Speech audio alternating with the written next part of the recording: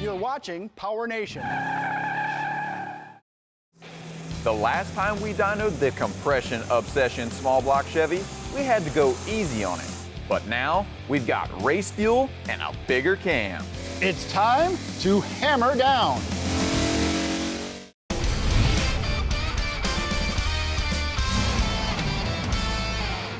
Welcome to Engine Power, everyone. It's pretty clear that we have a small block Chevy here on the dyno, but it's not just any small block Chevy. This is our Compression Obsession 360 that has a static compression ratio of 13.15 to 1 and runs on pump gas. Now you're probably thinking, that's impossible, but if you remember, it actually worked just fine. And if you don't remember, here's a quick look at how we made that possible and how it performed on the dyno.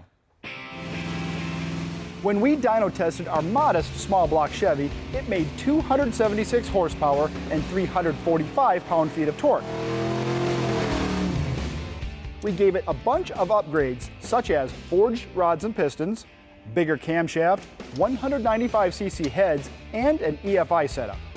That all added up to a high compression power plant, but because of our camshaft selection, super safe tune-up, and dynamic compression ratio, it made 413 horsepower and 424 pound-feet of torque on pump gas. That dyno session answered a bunch of questions, but it also raised a few as well, like what would happen on the opposite end of the spectrum? What if we put real race fuel in this and got after the tune-up? How much power could we extract out of this current setup? And if you remember, we had two camshafts, a smaller one and a larger one. We chose the smaller one, but what would happen if we picked the bigger one, put it in, and advanced it so the engine still has the same dynamic compression ratio? Would it make more power? Would it make less power? We don't know, but we are going to find out. We still have to get the race fuel. I know, I gotta get some money for that. Oh, jeez. Bank loan. If you think gas prices are high for your daily driver, you should take a look at race fuel. This 118 octane oxygenated racing gasoline is the best we could find, and it costs roughly $20 a gallon. If you zoom in on the fuel, you can see the dollar bills flying into the tank right now. Get in there, George Washington. Make sure you get every last drop. Oh my God. All right, same tune-up as before, still 22 degrees of timing, target air fuel of 12.8, if I remember right. Yep. If you didn't change anything, do you think the fuel's going to make any difference at this cylinder pressure? I would say no, but have I done a lot of fuel testing? No, so either way, I'll be interested and surprised, I guess, but I would say not that much of a difference, no. You're guessing correctly, but I'm not going to tell you why. No. All right. Here we go.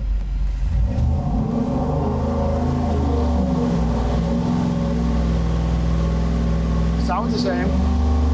Yeah.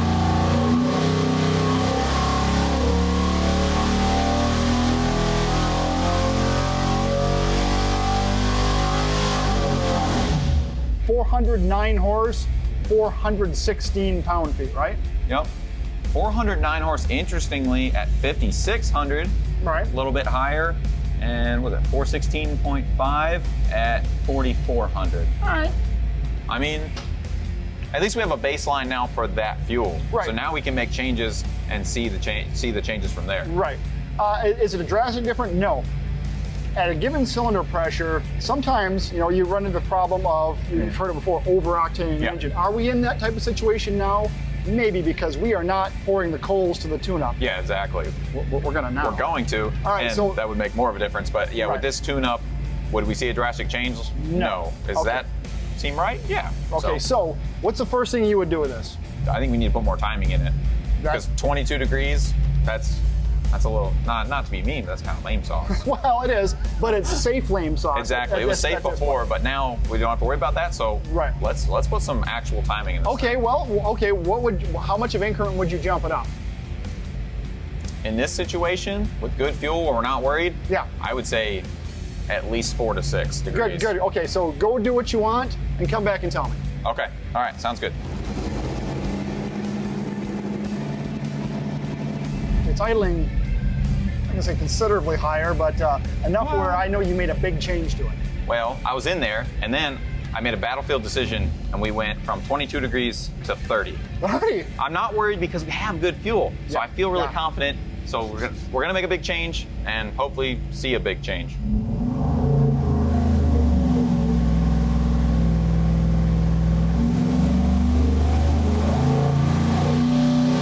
Oh boy.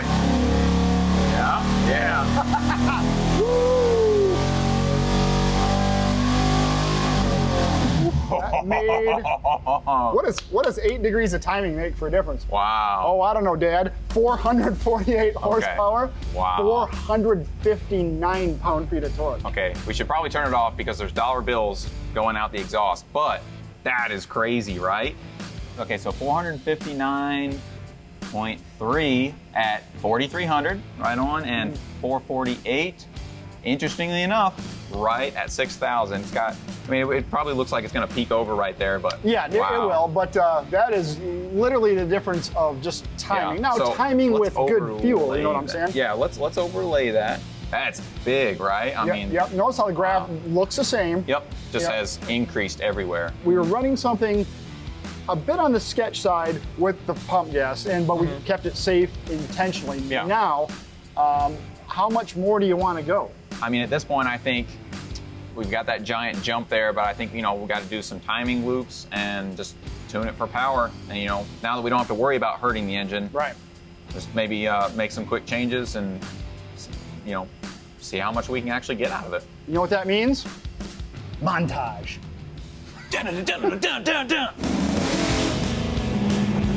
Over the course of several dyno runs, we made a series of timing and fueling changes, landing on 36 degrees of total timing and a target air fuel ratio of 13.2 to 1. You know you're getting to the edge when it starts to increase less for the amount of change you're doing, so yeah. I think we are at the top of it here.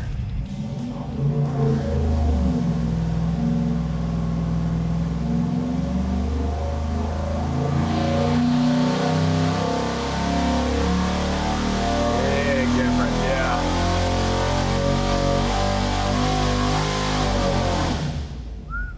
Wow, oh my gosh. 475.9 horsepower, Wow. 469 pound-feet of torque. Wow. That's all she's got, Captain. That's smooth though, like that's a good looking graph and good power. As you'll notice, the more we start stepping on it, the more everything starts to come together. Yeah. And we can run the timing that the cylinder pressure requires and has the fuel the cylinder pressure requires. Everything looks nicer. And that cam, see, it's leveling out at 6,000, still doing the same thing. Yeah, but I mean, oil pressure's going up, still have vacuum in the pan.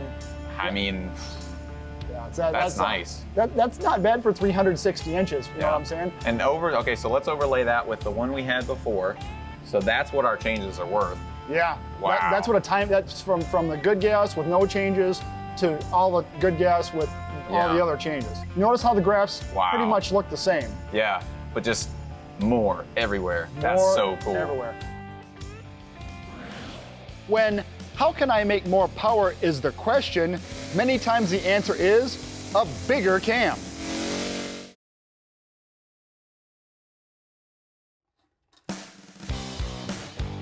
The next step in our quest for power is swapping the smaller cam for the bigger one.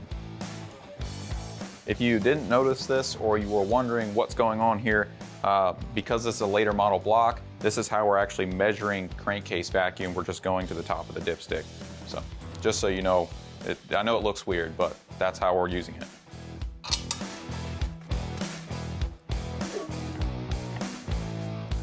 Normally, we would have this engine off the dyno and on an engine stand.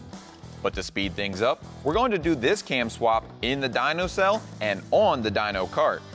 We're also going to leave the intake manifold on. This will save us a set of gaskets and a little bit of time. The valve train is removed, making sure everything stays in order. We made up some J-hooks using some TIG welding rod, which we will use to gently raise the lifters off of the cam lobes. It's a bit challenging to do this because you have to feed the welding rod through the push rod holes. You also have to make sure you don't raise the lifters too much or they will come out of the lifter bores. Once the lifters are out of the way, we'll wrap the wires to keep them there. In order for the timing cover to come off, we'll loosen the bolts on the oil pan and slide it down enough for the cover to clear. Let me go ahead and try and separate. There we go. One. Oh, that's like we planned it. Then the timing set comes off, the distributor comes out, and the camshaft is removed. Its duration at 50 thousandths lift is 230 degrees on the intake and 234 on the exhaust with a lobe separation angle of 110 degrees. It's replaced with the bigger hydraulic roller. Duration at 50 thousandths lift is 246 degrees on the intake and 254 degrees on the exhaust. Lobe separation angle is 112 degrees. To keep the same dynamic compression ratio with a larger camshaft, we need to advance the crankshaft gear, moving from the 8 degrees retarded position to 4 degrees advanced. There we go. Let's go.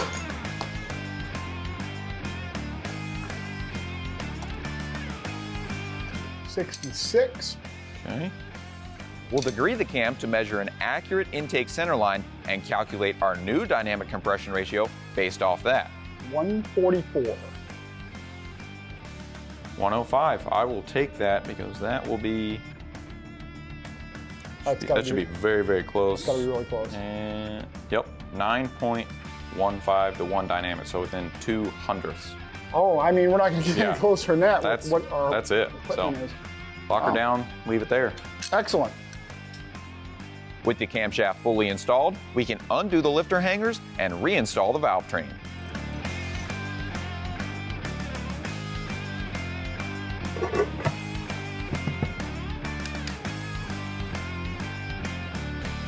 If you've been paying attention, a tool you'll see a lot around here is our Matco 16-volt cordless Infinium 3/8 stubby impact wrenches. And that's because these little guns are great. They were designed to work in tight spaces, so they're only about 9 inches tall and less than 5 inches long. But that little size shouldn't fool you because they have a brushless motor that can deliver 300 pound-feet of breakaway torque and a maximum working torque of 215 pound-feet.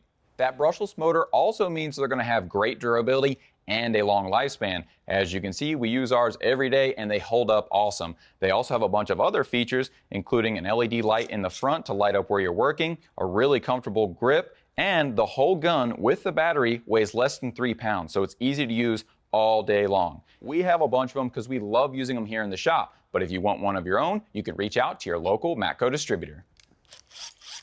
We keep our green one here in the dyno room, and once we use it to zip down the timing cover, there's only a few things left before we're ready to run again. Evac Systems can help your engine's performance. We're going to show you how they work.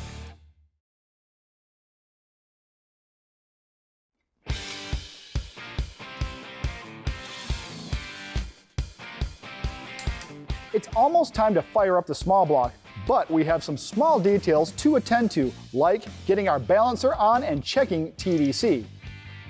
Since the cylinder heads are on, we'll use a piston stop that threads into the spark plug hole to verify that our timing pointer is still accurate.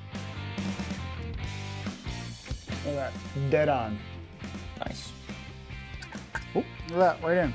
Now we can drop the distributor back in and reinstall the plugs and wires. Since one of the water pump holes goes into the water jacket, that bolt will receive sealant on the threads. A very important aspect of engine operation is being able to evacuate crankcase pressure, and in today's tech tip, we're going to show you a few different ways on how to do that with parts we got from Summit Racing Equipment.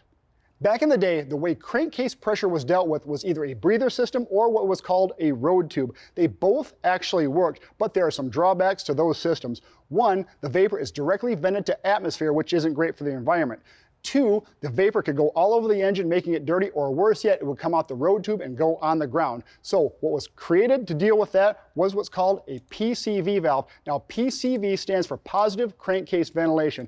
This typically goes somewhere in the crankcase, namely a grommet in the valve cover, and this will actively pull vapor out via vacuum, and the vacuum would be hooked to the intake tract. That was great for the environment because not only did it keep oil off the ground and off of your engine, but the vapor was burned and it was good for emissions purposes. There are several different styles of PCVs, from the OEM style to fancy street rod ones, even ones that look like a regular breather themselves. They all have the same valving system in them. In racing, we want to actively pull vacuum on the crankcase because the pressure in the crankcase can migrate vapor up on top of the rings if it has too much pressure and contaminate the air-fuel charge. So we want to actively pull vacuum on the crankcase, and that is done by a specifically designed crankcase evacuation system. These have a tube in them that goes inside the collector of the header, and as exhaust gases rush past them, it pulls negative pressure on the tube, thus creating vacuum in the crankcase. They still have the same sort of valve, which lets pressure out but none back in, and they are hooked to the crankcase by hoses. Whether it is a PCV system or a race-style system, you can find what you need for your ride by talking to the experts at Summit Racing Equipment. For our setup on the dyno, we're using an Evac system with AN fittings in the valve covers. We burned through most of our fuel during the first dyno session. After cashing out his cryptocurrency, Frankie was able to purchase another 5 gallons of 118 octane race fuel. Up next, now that we've pulled out all of the stops on our compression obsession build, we'll see what this small block can really do in the dyno cell.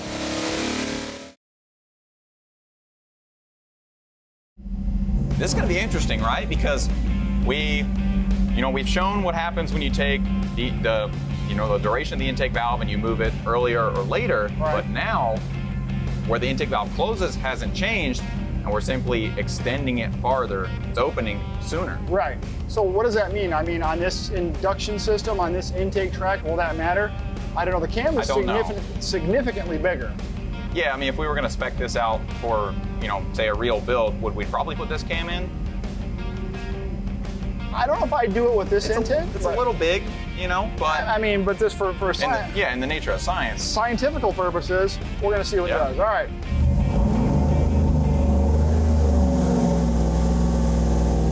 Smooth.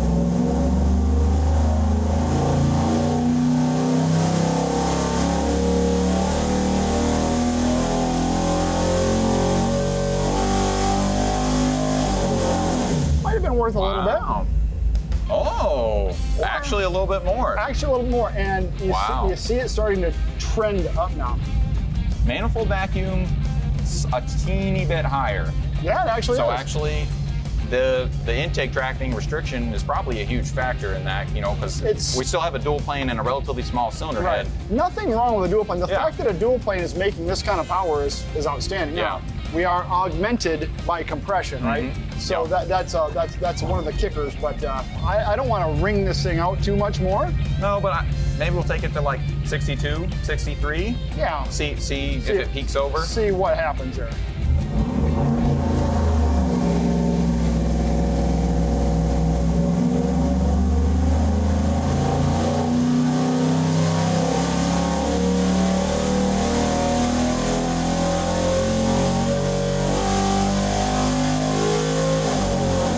I don't think it went over. I don't think that made a big difference. That's about the same, 478.6, 472.3. I'll take the 480. That was before and that. it is tipping over. So, I mean, those power numbers for a 360 cubic inch engine, nothing to shy at. I mean, that wasn't really the purpose of this. We weren't trying to make gobs and gobs of power, but that is interesting. You jump 16 degrees of intake duration, and we gained 4 horsepower. Right. Is that a function of intake track? Probably. If you stuck a big single plane on this, it would extend the RPM range for sure, and it would 100% make more power. It'd probably make about the same torque, but I think it would extend how the power band goes. We're crutching this thing on the cylinder pressure side with compression, right? So there's VE from, like, say you stuck us at an 18-degree heads on this, and the VE went way up. And it had that kind of compression. It would be a completely different engine. The characteristics of the engine are changed easily by changing just a few components. This particular one, it would probably benefit the best from an induction change because these heads are smaller, street-size head. It's a street manifold. This thing. We've done engines before where we've turned them 8,500, right? This is a very street-oriented engine. I mean, it's still making, good torque at 2,500 RPM. I mean, it's making above 400 at 28, 29, everywhere above there, 400 pound-feet. It's making 400 pound-feet everywhere from basically 2,900 to 6,200. The FiTech on there works perfectly. It does exactly what it should. It hits all its target air fuels. It starts, runs, stops, hot start, cold start. It doesn't care, it just works fine, right? So, but the fact that we have a small cam and a big cam that come out within 200ths of the same dynamic compression. Dynamic compression. Because now the cylinder still has the same effective stroke within a very, very, very small increment. So if this helps other people make their right selection for parts choice. I mean, I wish I'd known this 3 years ago. If we let people figure out what they want to buy for parts, we've done our job. So exactly. Nice. Great success. You know, we wish we could sit around and dyno this engine all day because that's a lot of fun, but sometimes there's actual work to be done, which means I got volunteered. So we got a truck to fix. Let's get to it.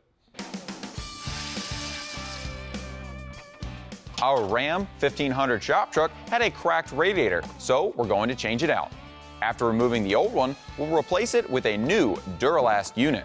The great thing about these radiators is that they are built completely brand new and are made to meet or exceed OE specifications. That not only means they're going to work just as good or better than the original, they're also going to fit perfectly.